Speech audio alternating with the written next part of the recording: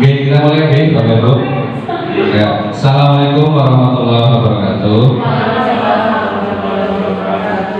Ya, Bapak Ibu guru yang kami hormati, pertama-tama marilah kita panjatkan puja dan puji syukur kepada Allah SWT, sehingga pada pertemuan hari ini yaitu dalam rangka pembahasan saya dalam konteks modul 1.4, semoga kegiatan hari ini dapat berjalan lancar tanpa ada halangan suatu apapun. Salawat serta salam mari kita surahkan kepada junjungan kita Nabi Muhammad Sallallahu Alaihi Wasallam. Semoga di yaumul akhir nanti kita dapat mendapatkan syafaatnya. Amin ya rabbal alamin. Bapak Ibu yang kami hormati, izinkan saya membuka kegiatan hari ini ya, dalam rangka saya melaksanakan kegiatan pengibasan. Jadi dalam modul 1.4 ini saya mempelajari tentang budaya positif ya. Di antaranya yaitu disiplin positif, kemudian teori motivasi, posisi kontrol guru, kemudian keyakinan kelas, kebutuhan dasar murid, dan yang terakhir adalah restitusi. Nah, nanti selama 1 jam ke depan kita akan membahas tentang materi itu. Jadi mohon maaf Bapak Ibu, saya di depan di sini bukan dalam artian pintar, ya. Saya depan di sini adalah tujuannya adalah memandu apa yang saya sudah pelajari di kegiatan LMS Calon Guru Penggerak Angkatan 9. Nah, sebisa mungkin saya juga turut berbagi dengan Bapak Ibu semua terkait apa yang sudah saya dapatkan pada saat saya belajar materi di modul 1.4. Ya. Sebenarnya modul 1.4 kalau Ibu pelajari itu sudah ada pada PMM, platform Merdeka Belajar itu sudah ada tentang ini. Tapi di modul di PMM itu masih sebatas informasinya sebatas sekilas saja. Tapi di modul ini berisi hal-hal yang lebih lengkap lagi. Maka dari itu kita mulai saja nih Bapak Ibu kegiatan hari ini. Yang pertama nanti akan kita mulai dengan pembukaan. Ya, mari kegiatan ini kita buka dengan bacaan basmalah. Bismillahirrahmanirrahim. Kemudian materi yang akan kita diskusikan yaitu tentang disiplin positif dan nilai-nilai kebajikan. Ya. Kemudian teori motivasi, kebutuhan dasar murid, posisi kontrol guru, keyakinan kelas, hukuman, konsekuensi, restitusi, dan yang terakhir adalah penutup. Untuk pembukaan, mari kita sepakati kegiatan diskusi kali ini. Yang pertama, meminimalkan kebisingan saat diskusi. Setuju Bapak Ibu? Ya, sepertinya sini sudah tengah-tengah ini ya, sudah fokus. Yang kedua, fokus dalam kegiatan. Pak Ibu tidak boleh tarik diri ke belakang, ya, fokus ke depan. Sudah kenyang Pak Ibu? Ada. Ya, yang ketiga, aktif dan semangat dalam kegiatan ya. Yang keempat, mengangkat tangan jika bertanya atau merespon, dan yang terakhir adalah saling mendukung dan bergembira. Jadi di sini Bapak Ibu usahakan bergembira, tidak ada paksaan dan tekanan. Kemudian hari ini free Bapak Ibu? Ya free ya, ya oke, ekspresinya gembira semua ini meskipun ya ada jam mengajar, tapi Bapak Ibu sempatkan untuk mengikuti kegiatan hari ini. Ya, terima kasih atas dukungannya. Oke, Bapak Ibu, ya kita mulai dari disiplin positif. Mungkin dari kata disiplin ya, mungkin ini ada guru BK ini Bu Nina. Bu Nina pasti sering berkaitan dengan anak-anak yang ya mempunyai perilaku atau sikap yang tidak seperti teman-temannya. Ya mungkin dari segi guru BK, kira-kira disiplin yang dimaksud apa Bu Nina? Yang menurut kalau dari sisi guru BK itu disiplin itu seperti apa? Bisa disiplin penampilan, disiplin waktu. Ya, disiplin penampilan ya, kemudian disiplin waktu ya. Ini dari Pak Kukuh ini untuk seni mungkin disiplinnya berbeda nih kalau kaitan dengan guru seni. Kalau guru seni menurut Pak Kukuh disiplinnya seperti apa? Kalau sesuai dengan pelajaran saya untuk seni musik itu memang ada disiplinnya sendiri. Jadi kayak misalkan kalau dalam musik itu ada namanya ketukan-ketukan, tempo. Nah di sini dalam bermain musik ada tempo. Ketika memainkan tempo itu juga harus disiplin, harus sesuai. Jadi biar mainnya itu rapi, berhubungan dengan kerapihan juga. Nantinya juga berhubungan dengan estetik juga dari seni dengan. Oke, terima kasih Bu Nina dan Pak Kuku ya. Jadi untuk konteksnya Pak Kuku adalah disiplin adalah ya tadi sesuai dengan aturan irama ya Pak Kuku, agar yang kita dengar itu yang layak untuk didengarkan. Artinya apa? Apa yang kita lakukan pasti akan bersinggungan dengan orang lain, kenyamanan orang lain ya. Nah, jadi disiplin itu ada dua, ibu-ibu, bapak-bapak. Disiplin itu ada disiplin positif dan disiplin negatif. Jadi kata disiplin itu sebenarnya memang kontrol diri agar dapat mencapai suatu tujuan mulia berlandaskan nilai-nilai kebajikan yang disebutkan oleh Bu Nena, Bu Kuku itu adalah bagian dari disiplin positif tadi, disiplin penampilan, disiplin perilaku, disiplin dalam ya bermain musik itu adalah disiplin positif. Ada juga yang disebut disiplin negatif. Disiplin negatif dimana contohnya gini. Anak kalau malam itu dia sudah niat bangun siang dan ternyata dia bangun siang. Nah itu contoh disiplin negatif ya, karena dengan bangun siang itu dia menjadi telat berangkat. Gitu meskipun negatif tapi dia disiplin karena sudah diniatkan malam hari. Nah berbeda dengan disiplin positif. Nah jadi kata disiplin itu sebenarnya kontrol diri. Dia dapat mengontrol diri apakah harus melakukan sesuatu atau tidak melakukan sesuatu. Contohnya tadi dalam berpenampilan berarti supaya dia disiplin penampilan pakai atribut yang baik sesuai dengan aturan sekolah. Nah, tidak melakukan sesuatu berarti tidak mencuri, itu juga bagian dari disiplin positif. Nah, kita lanjut. Nah, tadi ada kata-kata nilai kebajikan mungkin asing dalam kita ya. Ya ini yang nilai-nilai yang kita yakini lah seperti itu. Nah, nilai-nilai kebajikan ini nilai yang masih umum, setiap orang itu pasti ada. Contohnya apa? Beriman dan bertakwa itu masih umum dan semua orang pasti mempunyai nilai itu. Ya, karena di sini konteksnya adalah bukan dalam bentuk rincian khusus. Jadi setiap orang pasti memiliki nilai-nilai kebajikan, kejujuran, rasa hormat, integritas, mandiri, menghargai sampai tanggung jawab. Ya, jadi yang ditampilkan di sini hanya sebagian kecil dari nilai-nilai kebajikan yang bisa dari dalam kehidupan kita. Nah, kita lanjut ke motivasi perilaku manusia, khususnya dalam motivasi anak-anak. Mungkin kita seringkali ya berinteraksi dengan murid, beraneka ragam motivasi mereka. Ada yang takut dengan kita, berarti motivasinya adalah takut dengan hukuman. Misalkan saya, ini kan kondisinya adalah guru matematika, di dalam aduh serem, ya loh. Nah, bahwa ini Pak Ipul guru olahraga biasa terkenal galak, ya Pak Ibu ya. Otomatis ada motivasi di dalam diri anak bahwa dia sebisa mungkin jangan sampai membuat saya atau Pak Ipul itu marah.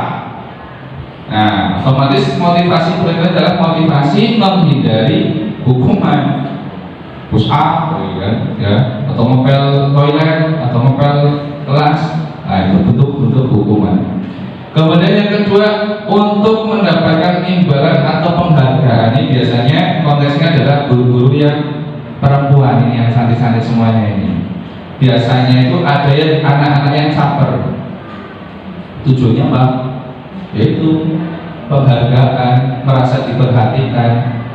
Mungkin ada yang mengalami ya, ibu ada murid laki-laki terutama mungkin Bu Nena masuk ke kelasnya, ibu jalan aku kayaknya kok seneng banget takon gitu. Nah itu contoh ingin mendapatkan penghargaan berupa perhatian. Ya mungkin Bu Titi masuk ke kelas 7A, kasih si yang rewel temen. Nah itu sebenarnya itu ingin mendapatkan penghargaan, atau si Arga atau Abin. Contohnya adalah mendapatkan penghargaan. Atau bisa juga misalkan bapak ibu guru kalau kelas itu ya ngasih kuis dikasih permen. Nah ini bagian dari penghargaan juga, kepujian juga, gitu ya. Yang ketiga adalah anak tersebut memiliki motivasi terhadap dirinya, mau dikasih hukuman atau dikasih penghargaan itu tidak terpengaruh dia, karena di dalam dirinya sudah memiliki kesadaran bahwa dia harus rajin belajar, seperti itu. Nah, antara kedua motivasi yaitu menghindari hukuman kemudian mendapatkan imbalan itu motivasi eksternal, yaitu berasal dari luar dirinya. Tapi untuk yang terakhir itu adalah motivasi yang ada dalam dirinya atau motivasi internal. Nah, itu usahakan kita memfokuskan anak itu untuk mencapai motivasi yang ketiga. Motivasi 1 dan 2 tidak salah Bapak Ibu, dan itu sebagai tahapan-tahapan anak agar bisa mencapai motivasi ketiga. Jadi jangan kita menganggap motivasi itu dalam salah, tidak. Itu sebagai perantara saja agar anak bisa mencapai motivasi yang ketiga, yaitu memiliki kesadaran diri bahwa dia sebagai belajar ya punya kesadaran untuk belajar. Nah, yang selanjutnya nih, sekarang kita lihat kebutuhan dasar murid ya. Ada yang namanya bertahan hidup. Yang pertama, mungkin sebagai wali kelas kita kadang sering masuk di pagi hari di hari Selasa, Rabu, Kamis, misalkan pada saat kegiatan perwalian, kadangkala ada beberapa anak yang menyampaikan, Pak, kalau jajan saya diambil temannya Pak, atau diminta temannya Pak. Nah, itu adalah contoh konteks kebutuhan dasar bertahan hidup, bahwa dia mungkin tidak punya uang saku, akhirnya minta ke temannya.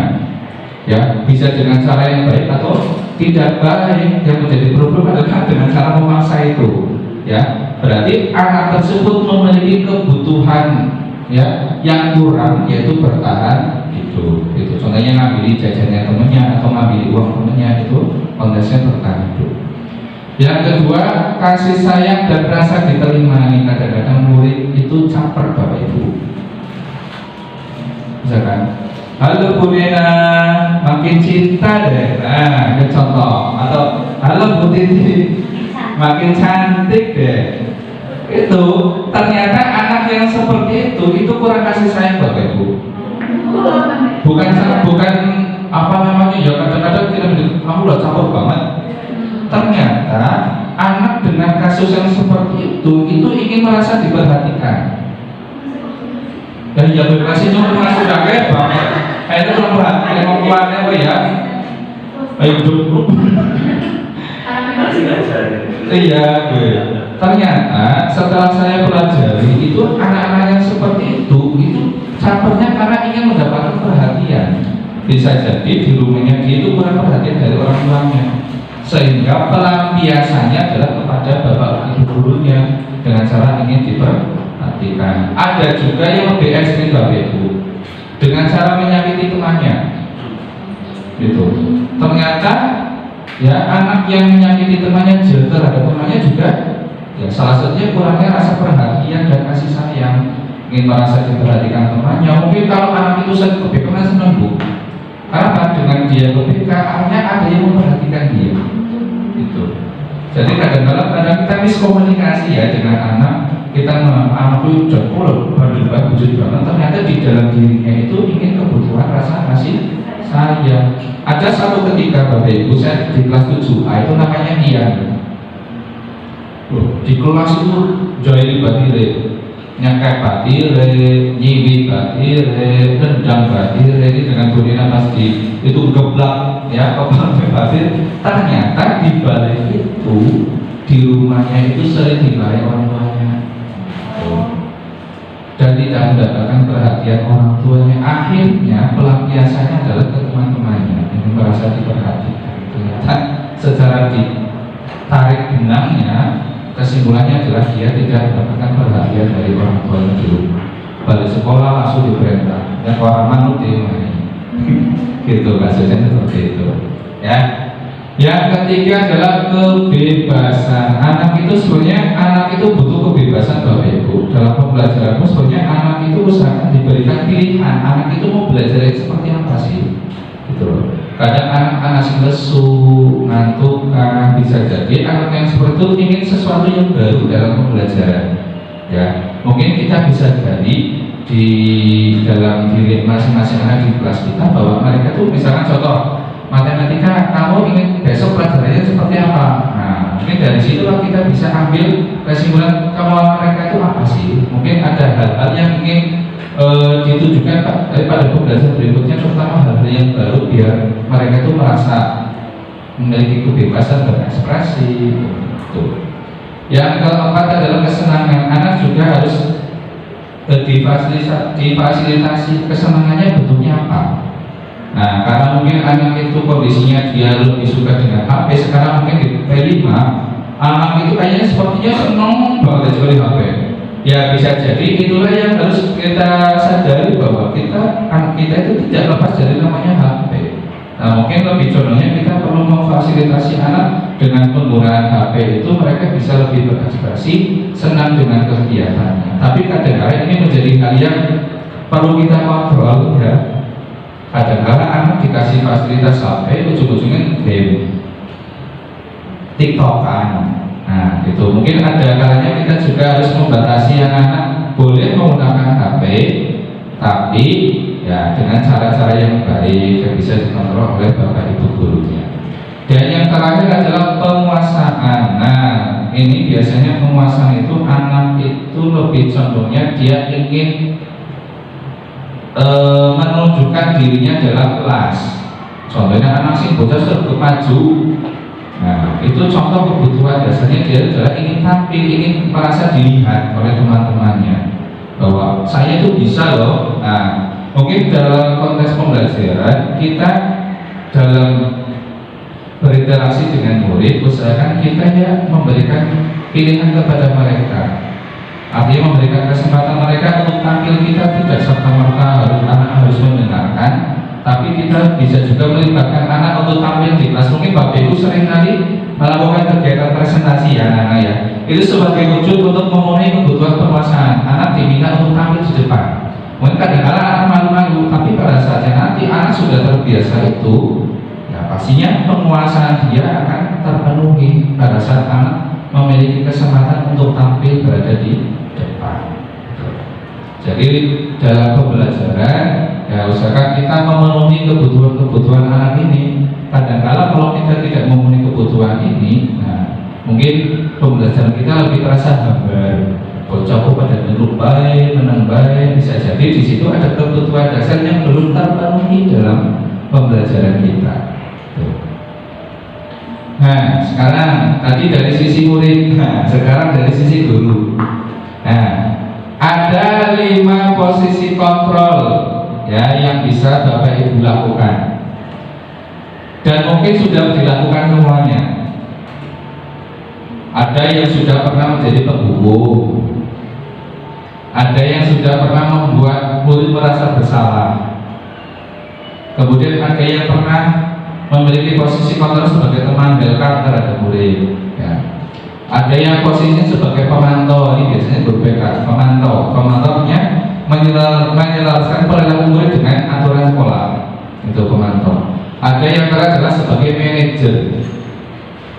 Dari ke-5 ini, tugas yang paling nyaman untuk guru adalah manajer. Kenapa saya katakan seperti itu? Kalau penghukum pasti anak rasa dulu di dalam diri guru. Rasanya dulu bocah itu rasanya enggak boleh. Nah, ya toh. Nah, pembuat merasa bersalah. Nah, muridnya dianggap bocah sing salah. Apa-apa salah. Tapi dalam diri guru juga pasti ada rasa marah kan, pastinya kan, gitu. Yang ketiga teman. Nah, ini biasanya welcome. Jadi kalau kita posisinya teman, kadang-kadang kalau kita posisi sebagai teman, kadang-kadang kalau kita tidak cocok dengan murid, kita yang merasa bersalah justru. Bocah sih kayak ngambek karena apa ya? Masih otomatis di dalam kita apa ada yang salah dalam diri kita sebagai guru. Nah, itu pasti ada memiliki rasa beban tersendiri pada diri kita. Yang keempat adalah pemantau. Pemantau itu yang melihat murid. Nah, muridnya sudah sesuai dengan aturan sekolah apa belum? Kesel jelas ya Bu Rina ya. Kalau sebagai pemantau kesel apa enggak Bu? Lumayan kesel, gak tidak dengan bocah, terus bener apa urung, sesuai aturan apa urung, ya pasti akan capek. Kita juga sebagai wali kelas pasti akan capek. manajer, kita tidak akan sampai Bapak Ibu, dan kita tidak merasa terbebani pastinya. Kenapa? Kalau kita sudah melaksanakan step-step manajer, pada saatnya kita pulang kita sudah bebas, tidak memikirkan. Kenapa? Untuk manajer ini itu kita fungsinya dalam mengarahkan klub, tidak memiliki beban anak harus seperti ini, harus seperti itu, tidak. Justru anaklah yang memunculkan perubahannya itu anak sendiri. Kita hanya sebagai pengarah saja. Kamu pengennya seperti apa? Nah, anak yang menjawab, otomatis anak yang akan melakukan. Gitu loh. Jadi lebih enaknya adalah sebagai manajer kok seperti kepala sekolah, ya, guru resi gubes, kepala sekolah santri kok. Nah seperti itu contoh. Nah maksudnya dalam arti apa? Kita sebagai manajer itu contoh maksudnya. Intinya kan kepala sekolah kan, kamu kerjakan ini, kamu kerjakan itu, ya sudah selesai Bob, tinggal laporannya apa gitu kan. Nah itu loh enaknya jadi manajer itu loh Bapak Ibu. Jadi kita tidak akan merasa terbebani. Yang terbebani adalah anak itu sendiri, gitu loh. Kalau kita melakukan penghukum, membuat merasa bersalah, teman kita itu ada rasa apa namanya ya, kamu harus seperti ini loh. Nah, tapi kalau manajer tidak, boleh silakan. Berkaitan dengan posisi kontrol dulu, ini kan saya sebagai guru BK nih Pak. Ini kalau saya tempatkan, saya memilih sebagai teman. Iya. Karena memang slogan guru BK itu adalah guru BK sahabat siswa. Iya. Seperti itu. Sebenarnya terkadang saya dan teman-teman itu merasa ya masih ada keganjalan karena masih banyak teman-teman dari guru lain itu belum tahu sebenarnya itu BK itu fungsinya artinya kemana. Yeah. Nah, sebenarnya guru BK itu harusnya menjadi sahabat siswa, tetapi terkadang itu ketika ada masalah di sekolah, terutama anak-anak yang dikatakan dicap ya dilabeli sebagai anak yang bermasalah, kita biasanya itu menganggapnya anak nakal. Tapi kalau di BK itu kan yang spesial seperti itu. Nah itu kadang langsung dilempar ke BK. Ya. Nah sebenarnya kan urutannya kan tidak seperti itu. Nah sebenarnya itu kan harusnya ditangani wali kelas dulu, setelah dari wali kelas misalnya tidak bisa baru ke BK. Nah itu 1,5 tahun kita di sini itu pasti katanya kalau sudah dari BK itu takut, ayo kamu ngapain dari BK?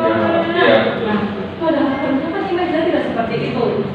Nah tapi saya itu masih juga membutuhkan bantuan dari teman-teman untuk menghilangkan image seperti itu. Nah guru BK itu tidak berhak memberikan hukuman. Yang berhak memberikan hukuman itu adalah kesiswaan. Nah, terus memberikan skor ataupun apapun. Tapi dalam prakteknya untuk mencapai sesuatu yang ideal seperti itu kan ya tidak ya itu.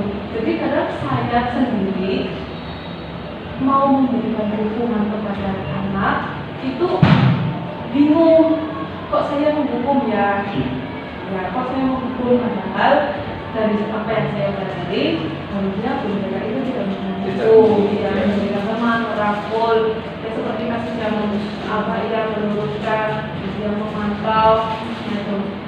Nah di sini memang banyak anak-anak yang membutuhkan perhatian ekstra ya, anak-anak yang spesial seperti kelas 9 ada, di kelas 10 juga ada ya. Memang anak itu terlalu aktif di kelas dikarenakan memang dia itu di rumah bermusuhan dengan ibunya seperti itu.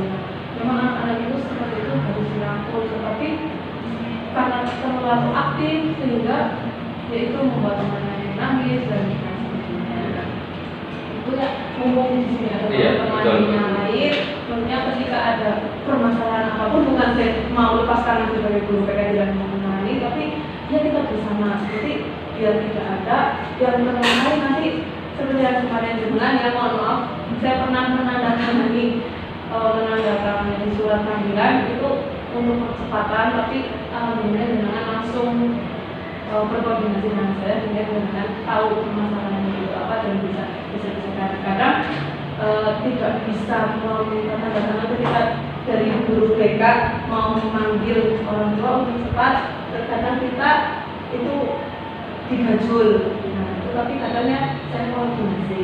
Nah, kemarin itu ada kelasnya Pak Andi bingung karena itu langsung ke BK. Nah, sebenarnya itu harusnya ke wali kelas dulu, baru ke BK. Nah, untuk memberikan skor hukuman itu bukan guru BK, guru dari kesiswaan. Tapi sekarang orangnya maunya BK, pokoknya anak yang bermasalah itu bukan BK. Ya padahal anak BK itu tidak hanya mengurusi anak yang bermasalah saja, tetapi anak yang berprestasi. Karena di BK itu kan ada 4 bidang bimbingan, pribadi, sosial, karir, dan bekerja. Nah, itu. Nah, jadi biar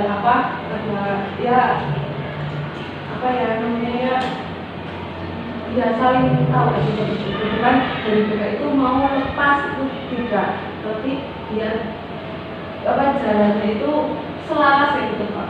Seperti itu karena di BK punya sebagian BK adalah sahabat mahasiswa. Jadi saya itu kalau guru BK sih nggak ngerti itu bingung banget ya Pak, bukan saya sekali karena memang tidak diajarkan seperti itu karena nanti anak itu akan lari bukan mendesak, malah nanti saya tahu anak itu seperti apa kalau saya baru kenal aja bilang kamu saya ini itu anak akan lari, malah saya tidak bisa mengajar anak itu.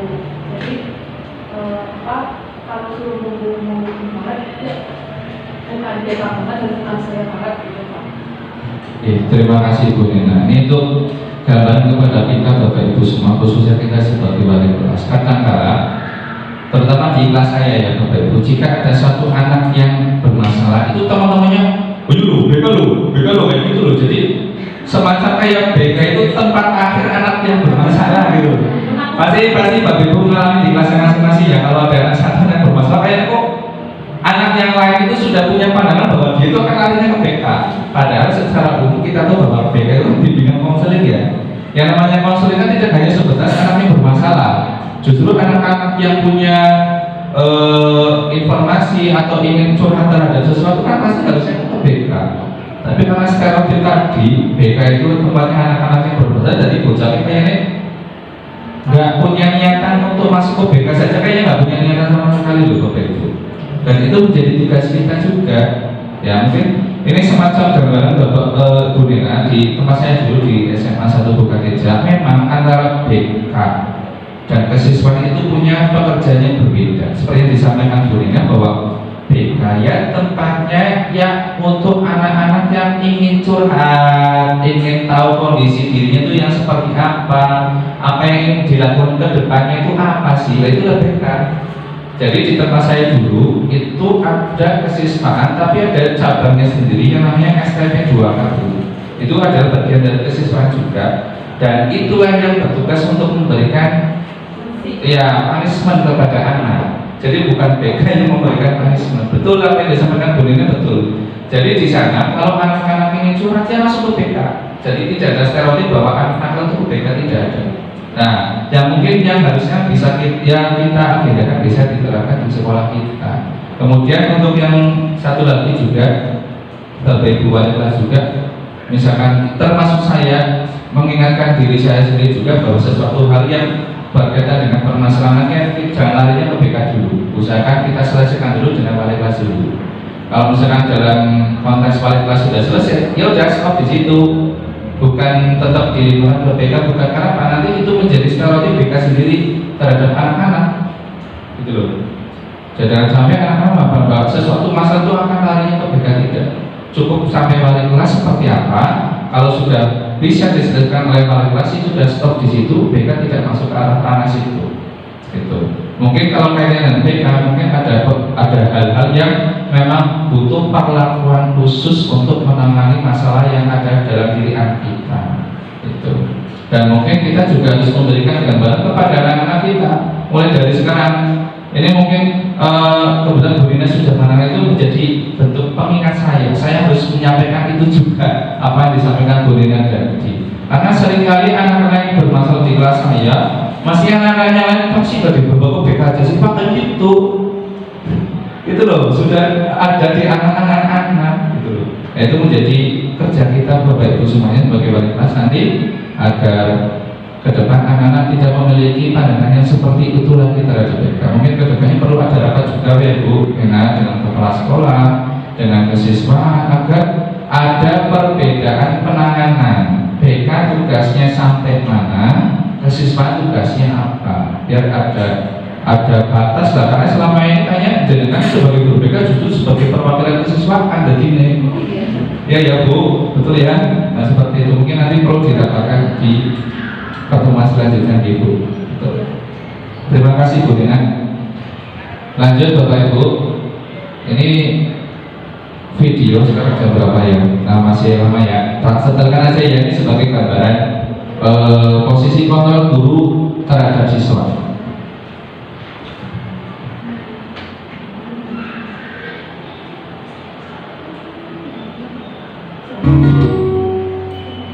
Salam bahagia Ibu dan Bapak guru hebat. Dalam penerapan disiplin positif restitusi, salah satu program yang dikembangkan adalah 5 posisi kontrol. 5 posisi kontrol dalam restitusi adalah proses perjalanan seorang pendidik agar dapat mengenali dirinya. Pada video kali ini, kita akan membahas tentang 5 posisi kontrol yang dikembangkan oleh Diane Goshen dan contoh penerapannya.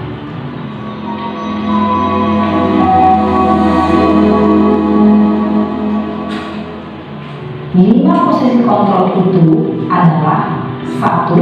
Posisi penghukum, 2. Posisi pembuat rasa bersalah, 3. Posisi teman, 4. Posisi pemantau atau monitor, dan 5. Posisi manajer. Untuk lebih memahami kelima posisi tersebut, mari kita saksikan kasus Naren yang terlambat hadir 20 menit di sekolah dan melihat bagaimana kelima posisi kontrol dalam menghadapi masalah tersebut.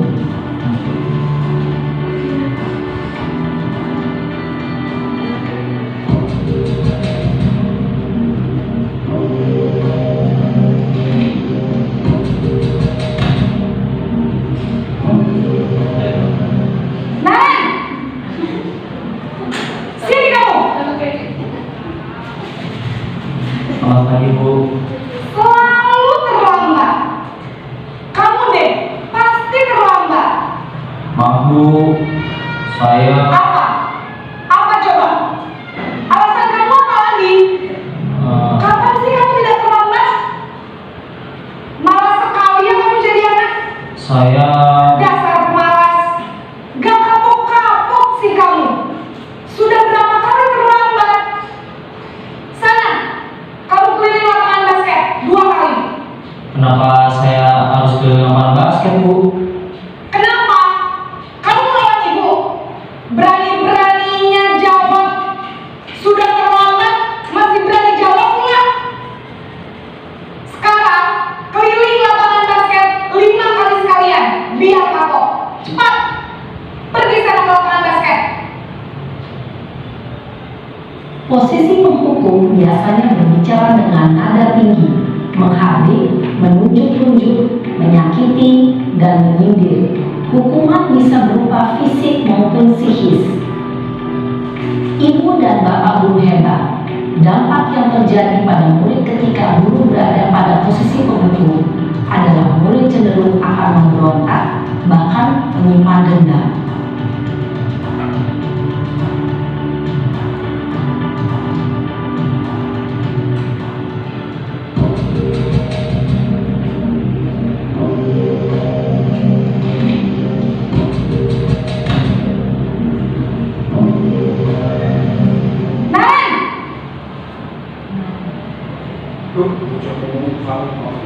Selamat pagi Bu. Naren, kamu kenapa terlambat lagi, nak? Ya Tuhan, Naren, kamu senang ya bikin ibu susah ya? Kalau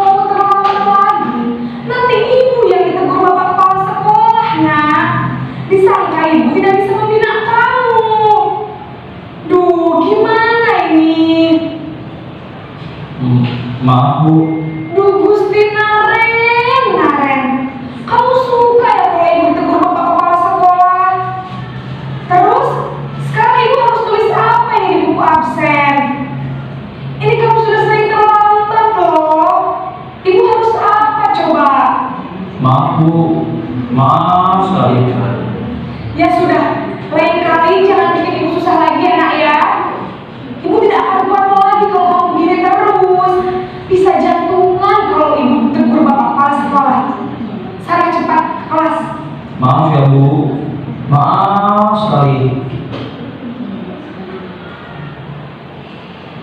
Posisi membuat rasa bersalah berbicara dengan nada tenang, cenderung lembut. Namun kata-kata yang diutarakan membuat murid merasa menjadi orang yang gagal, memandang buruk dirinya sendiri, merasa tidak berharga, dan tidak sanggup membahagiakan orang lain. Ketika guru mengambil posisi pembuat rasa bersalah, murid akan menganggap dirinya yang bersalah dan ia akan menyimpan emosi negatif tersebut di dalam dirinya.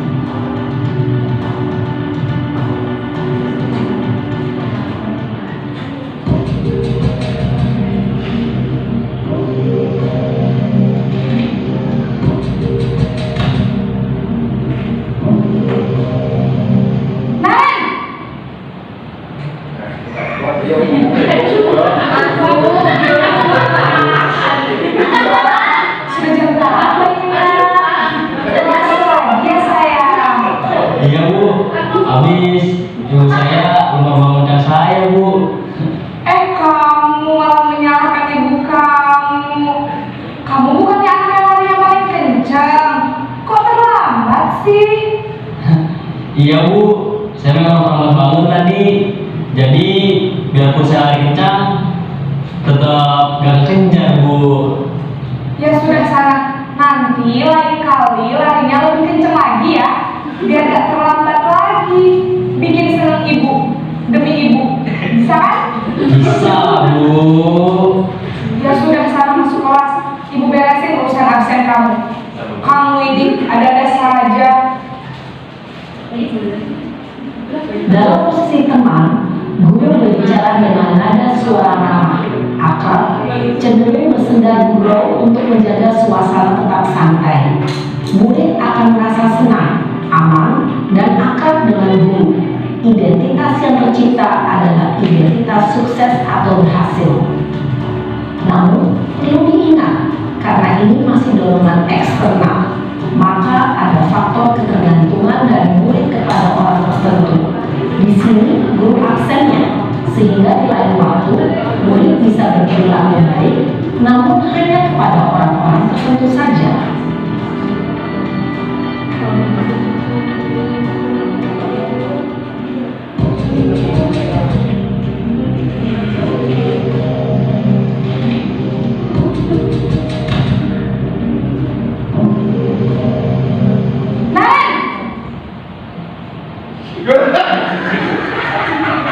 Selamat Bu. Nah, Ren, kalau sekolah kita terakhir berapa kita harus masuk sekolah kan? Kita harus di sekolah jam 7 Bu. Iya betul, sekarang sudah jam 7.20. Kalian sudah tahu konsekuensinya jika terlambat hadir? Paham Bu, saya harus tinggal kelas pas jam istirahat selama 20 menit. Iya benar, konsekuensinya demikian. Jadi nanti jam 9.30 pas istirahat, kamu harus tinggal di kelas, kerjakan tugas tambahan untuk ketertinggalan kamu, ya? Baik Bu. Posisi pemantau mengandalkan penghitungan atau data untuk mengontrol murid. Guru mengarahkan murid berdasarkan peraturan dan konsekuensi. Seorang pemantau menunjukkan bahasa tubuh dan ekspresi wajah yang datar dan cenderung formal.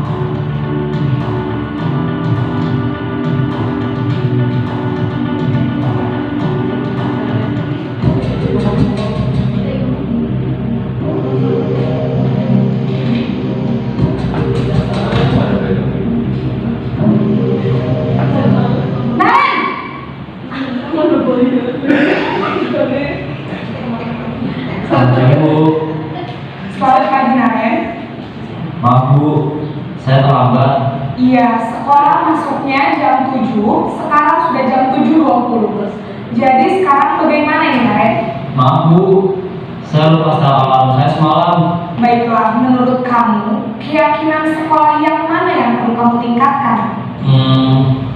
Menghargai diri sendiri dan orang lain mungkin ya Bu. Setuju. Jadi, apakah Naren meyakini prinsip saling menghormati tersebut?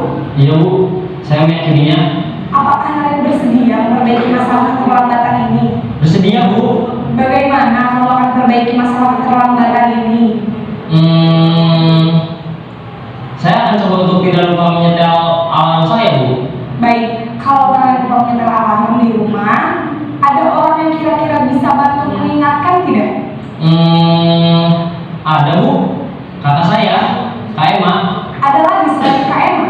Selain Kak Emma, ada ibu saya. Baik, jadi yang mengingatkan Naren adalah Kak Emma dan ibu kamu ya? Kira-kira akan mulai setel alarm kapan nih Naren? Setelah pulang sekolah, akan segera saya lakukan. Baik, jadi Naren akan setel alarm untuk bangun besok pagi dan akan diingatkan oleh kakak dan ibunda Naren ya. Ada lagi yang mungkin perlu dilakukan Naren agar tidak terlambat bangun lagi? Tidak ada Bu. Baik Naren, terima kasih untuk kerjasama kamu. Sekarang kamu perlu kembali ke kelas untuk belajar. Baik Bu, terima kasih. Posisi manajer adalah posisi kontrol yang disarankan untuk membimbing murid memiliki sikap disiplin yang positif, yaitu murid yang mandiri, bertanggung jawab, dan dapat memecahkan masalah. Tujuan dari posisi ini adalah agar murid dapat berefleksi atas tindakannya.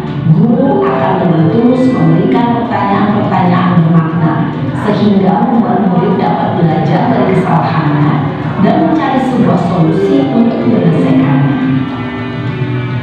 Ibu dan Bapak guru hebat.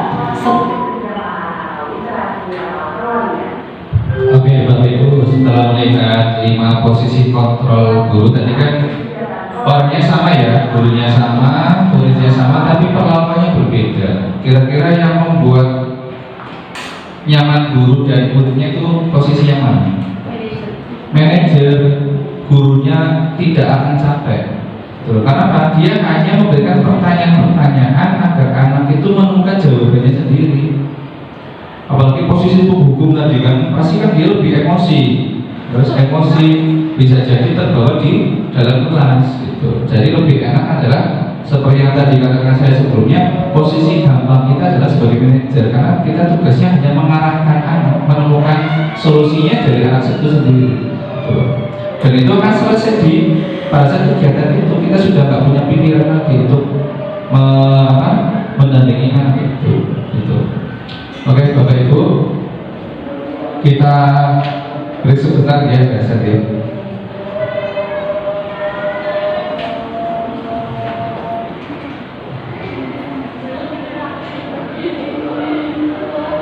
Telah mengamati anak.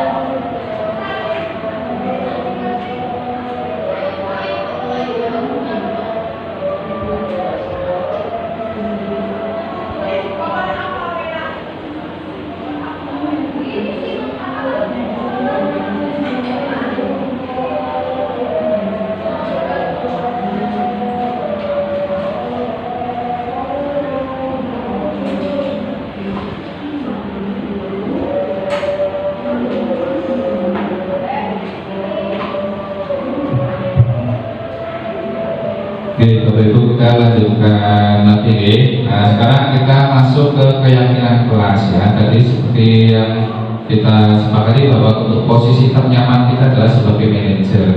Nah, seperti yang kita lihat dalam video, guru tadi menaikkan kenalan itu bentuk keyakinan itu apa sih? Nah, maka dari itu untuk menjadi seorang manajer paling tidak kita sudah memiliki kesepakatan dengan murid. Bentuk keyakinan yang disepakati di kelas 1 di sekolah itu apa sih? Nah, mari kita dari bentuknya adalah keyakinan kelas ya.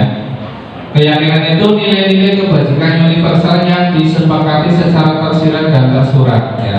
Jadi keyakinan kelas itu menaungi peraturan kelas atau peraturan sekolah. Contoh, saya ambil contoh begini Bapak Ibu, mungkin yang Bu Mara ini, Bu Mara kayaknya dengan penggunaan helm, bahwa ada aturan bahwa selama kegiatan berkendara motor kita wajib menggunakan helm.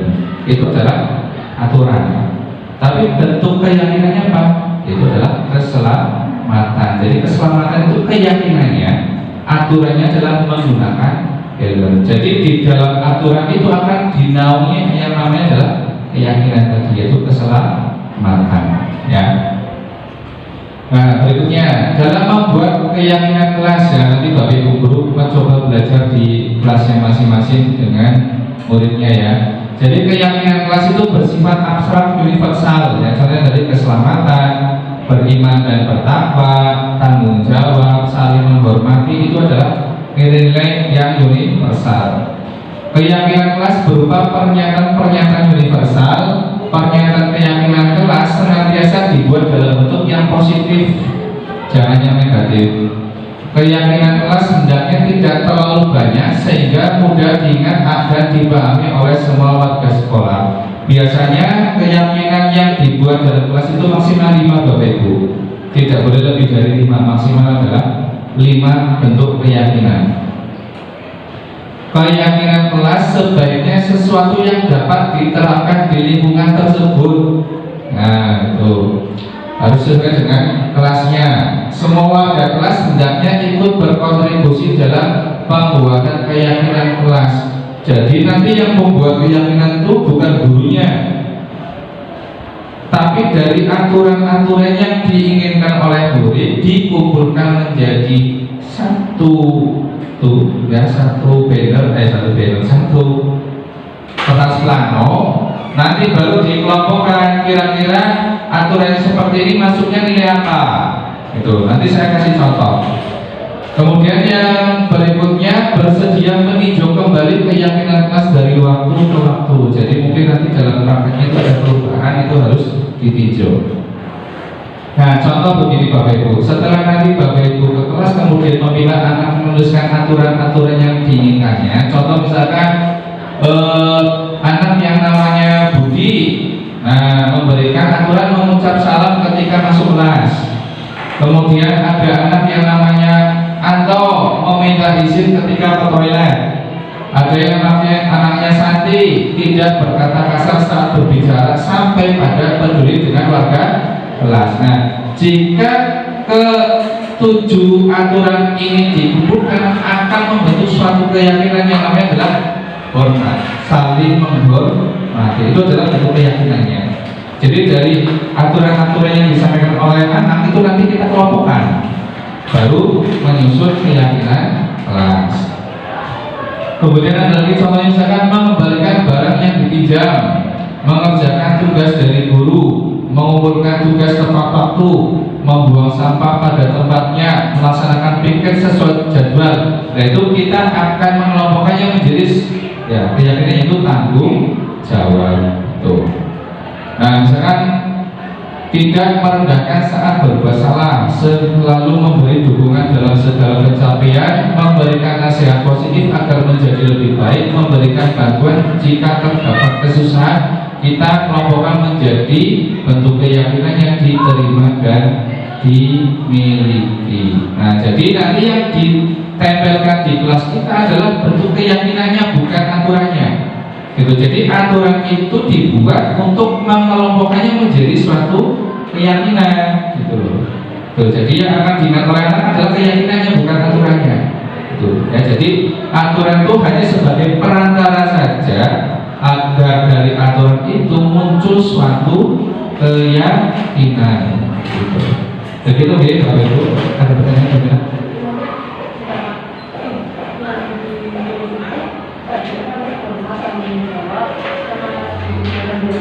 Ya, itu contoh. Ya, bukan.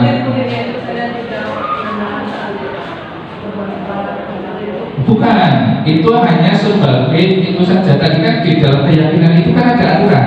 Otomatis kalau jenengan sudah meluaskan keyakinan, berarti di dalam itu sudah ada aturan-aturannya. Jadi itu sebagai perantara saja dari aturan-aturan yang disampaikan karena kita kerucutkan menjadi sebuah keyakinan. Nah dalam prakteknya itu dikasih penjelasan gitu, tapi penjelasannya secara umum ya. Misalkan tadi sudah ketemu 3 bentuk keyakinan ya, hormat. Nah berarti dikasih penjelasan, kami meyakini bahwa sangat penting untuk menghormati semua orang dan barang milik orang lain. Nah itu. Kemudian tanggung jawab, kami meyakini sangat penting untuk mengerjakan segala pekerjaan atau mengikuti kegiatan yang telah ditentukan. Diterima dan dimiliki, kami meyakini sangat penting untuk merasa diterima dan saling peduli satu dengan yang lain. Jadi kalimat klausalnya itu secara umum yang mewadahi aturan-aturan yang dibuat oleh siswa. Begitu gitu. Jadi lebih ringkas. Kalau aturan yang disusun itu banget, bocah yang hafal. Oke.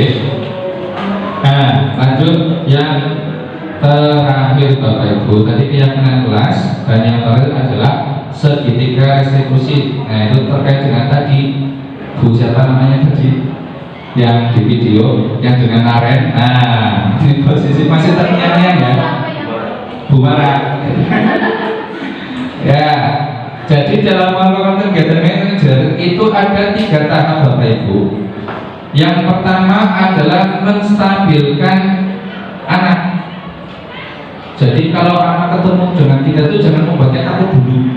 Gitu. Jadi anak itu merasa tenang dulu, obrolan ringan dulu, baru sudah tenang baru kita gali sebenarnya kamu tadi kenapa. Nah gitu, bukan ngomong kamu tadi salah ya. Nah tidak, tapi mencoba menggali informasi dari anak itu ya, menstabilkan murid dulu. Nah yang kedua adalah memvalidasi kesalahan anak. Jadi setelah digali informasinya baru tanyakan kira-kira perbuatan yang kamu lakukan tadi salah apa enggak. Nah itu contoh validasi. Dan yang terakhir adalah menanyakan keyakinan. Nah biasanya keyakinan kelas yang sudah dibuat itu sebagai landasan anak tahu apakah dia salah atau tidak. Baru ditanyakan kira-kira keyakinan yang kamu langgar itu apa. Nah otomatis kan dia akan mengingat di kelasnya itu ada keyakinan apa sih. Nah, itu sebagai panduan anak dalam mengenali kesalahannya dan juga membuat anak apa yang harus dilakukan untuk menyelesaikan permasalahan yang sudah dilakukannya. Jadi peran kita adalah sebagai pemancing saja, bukan sebagai penemu solusi juga. Kalau seperti itu rasanya kita akan capek.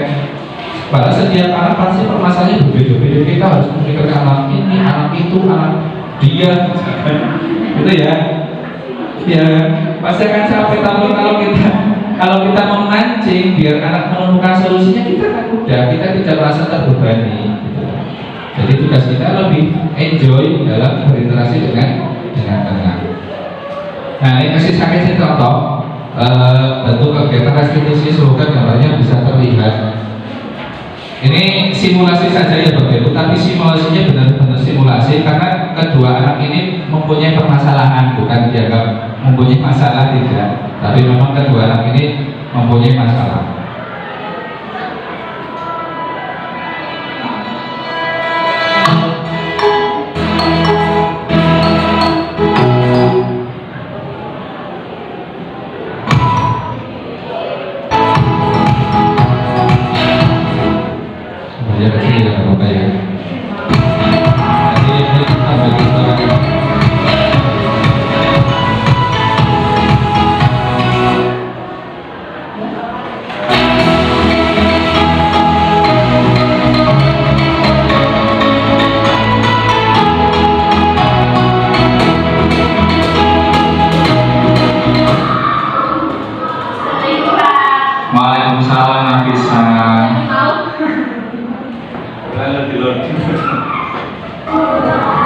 selamat pagi Nafisa, bagaimana dengan hari ini? Alhamdulillah baik Pak.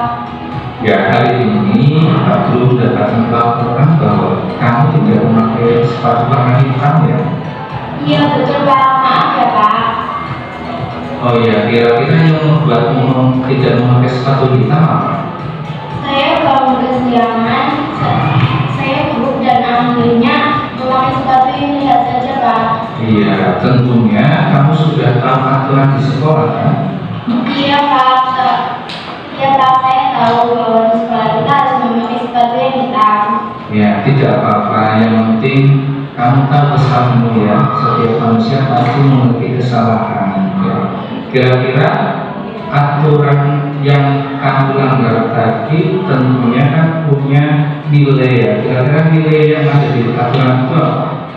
Dengan rasa Pak. Dengan rasa. Nah, di dalam aturan itu pastinya ada aturan tadi yaitu tentang rasa.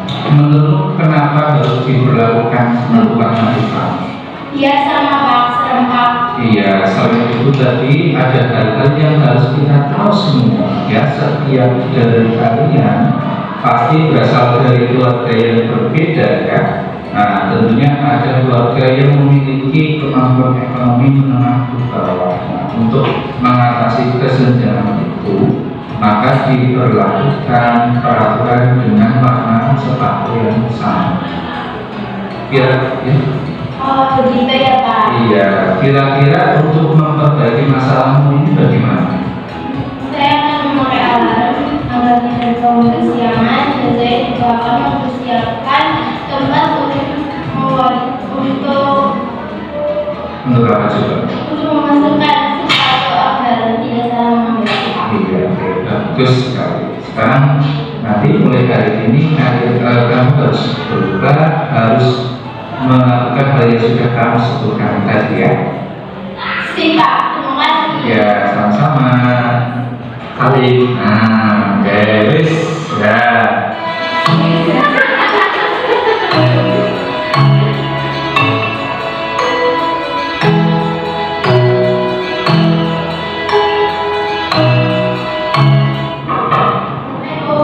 Waalaikumsalam, Rafa. Silakan masuk. Selamat pagi ya Pak. Bagaimana kabarnya hari ini? Alhamdulillah baik Pak. Ya Pak, hari ini Pak belum mendapatkan laporan dari Pak Johnson di kelas kita itu ada keributan tadi. Iya Pak, betul. Saya minta maaf Pak, dan saya melapor aja. Oh begitu. Kira-kira kamu bisa ceritakan nggak kronologinya bagaimana? Maaf tapi ada membuat saya tersinggung. Dia berkata sama Hanifah menunjukkan saya, jadi saya langsung melapor dia. Oh begitu. Kira-kira respon Anda bagaimana? Dia nangis Pak. Oh ya, oke. Apa setiap orang pasti mempunyai kesalahan dan itu manusiawi. Nah, kira-kira pada saat kamu melakukan itu, apakah kamu merasa ada kepuasan? Saya berusaha Pak, tapi tadi saya berusaha. Oh, bagus sekali. Artinya kamu sudah mempunyai kesadaran bahwa apa yang kamu lakukan itu adalah sebuah kesalahan. Ya. Kira-kira keyakinan di kelas kita apa yang sudah kamu langgar, Bapak? Itu dia. Iya, kepedulian ya, saling peduli satu sama lain ya. Untuk mengatasi apa yang sudah kamu perbuat, kira-kira apa yang akan kamu lakukan? Saya akan meminta maaf agar tidak mengulanginya lagi Pak.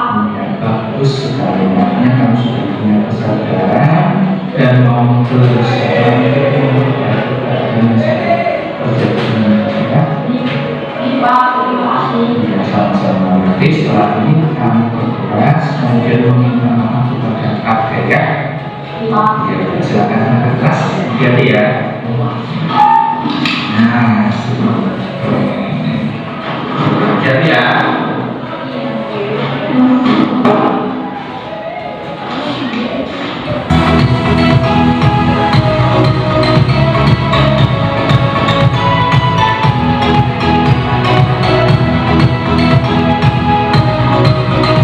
Halo, saya Nafisa.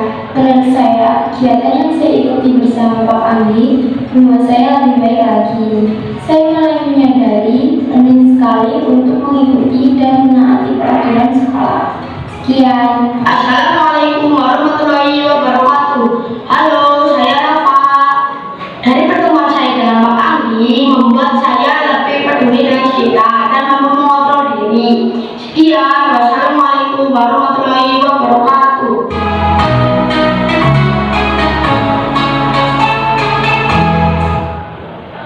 Nah, seperti itu Bapak Ibu. Jadi dalam posisi restitusi kita juga tenang gitu loh, tidak dalam kondisi yang emosi gitu ya. Kalau kita tenang kan murid juga tenang dalam menceritakan masalahnya, dan kita juga ya tidak sepaneng gitu ya. Murid salah dari kesepaneng kayak itu rasanya tegang sekali ya. Gitu. Nah, dalam melakukan restitusi seperti itu tahapannya Bapak Ibu. Jadi yang pertama adalah menstabilkan anak dulu, ditanya kabarnya bagaimana hari ini, kemudian baru anak diajak bercerita masalahnya itu apa sih, meskipun kita tahu masalahnya. Nah, dalam kegiatan restitusi ini kita pura-pura tidak tahu itu karena apa? Tujuannya adalah kita melihat sudut pandang dari anak itu sendiri gitu, apakah sudah klop dengan informasi yang kita dapatkan sebelumnya atau tidak. Baru setelah validasi tindakan salahnya sudah jelas, baru masuk kepada bentuk keyakinan yang diperbaiki apa, atau keyakinan yang dilanggarnya itu apa sih. Nah, baru anak digali pengetahuannya, kira-kira solusi yang harus dia lakukan itu apa gitu. Nah, kalau kita melakukan itu, insya Allah Bu, Pak, kita itu posisinya itu nyaman, seperti halnya seorang kepala sekolah terhadap guru-guru. Nah, kamu tugasnya apa? Bukan, kamu tugasnya apa? Bukan, sudah selesai, tinggal laporannya bagaimana. Nah, posisi restitusi itu ya seperti itu gitu loh. Kita hanya sebagai pengarah saja. Nanti baru kita lihat progresnya, perkembangan anak itu sudah sejauh mana. Seperti itu nih Bapak Ibu. Sudah jelas? Ya, semoga apa yang kita pelajari hari ini dapat bermanfaat bagi kita semua.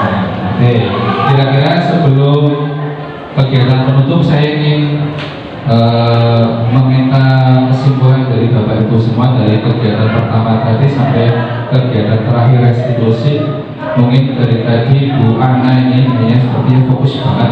Kira-kira Bu Ana, apa yang bisa Bu Ana ambil kesimpulan dari kegiatan hari ini, Pak? Kesimpulan menurut saya, tidak semua anak yang berisik di kelas mungkin atau saat gurunya menerangkan tidak menyimak itu bukan karena anaknya tidak peduli dengan pelajaran, tetapi mungkin karena anaknya butuh perhatian yang tidak didapatkan di rumah. Terima kasih Bu Ana. Berarti tugas Bu Ana adalah memberikan kasih sayang kepada muridnya. Oke, berikutnya kira-kira Bu Ana ini kesimpulannya apa Bu Ana?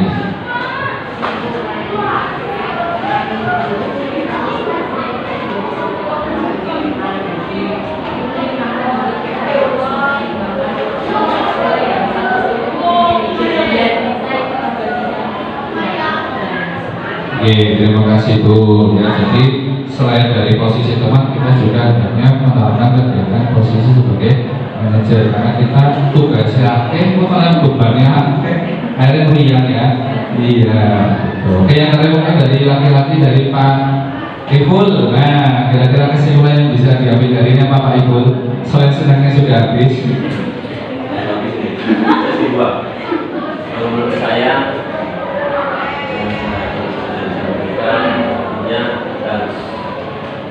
pertama tenang dulu pada temannya, kemudian secara bertahap beritahu apa masalahnya, kemudian mencari tahu juga solusi-solusinya. Jadi pada gimana cara menenangkan anak supaya bisa dilakukan. Terima kasih Pak Iful. Ya, jadi pendapat dari Iful dalam menghadapi anak kita harus tenang, ya. Kemudian santai dalam berinteraksi dengan murid, berusaha menggali apa sih masalahnya, kemudian memancing siswa untuk menemukan solusi dari masalah yang ada punya. Kira-kira seperti itu Bapak Ibu untuk kegiatan hari ini. Semoga apa yang kita pelajari bermanfaat dan bisa dipraktekkan di kelas Bapak Ibu semuanya. Terima kasih. Mungkin untuk hari ini cukup sekian. Mari kita akhiri dengan bacaan hamdalah. Alhamdulillahirabbil alamin. Saya mohon maaf jika selama membantu Bapak Ibu semua di kegiatan hari ini banyak salahnya. Saya tutup. Wassalamualaikum warahmatullahi wabarakatuh. Monggo Bapak Ibu sambil didengar.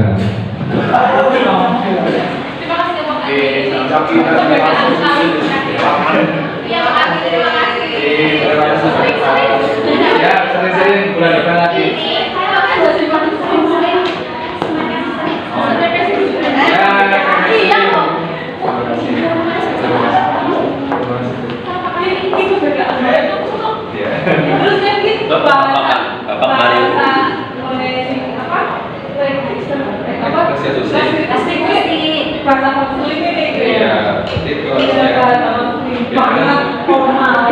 Terima kasih Bapak Ibu.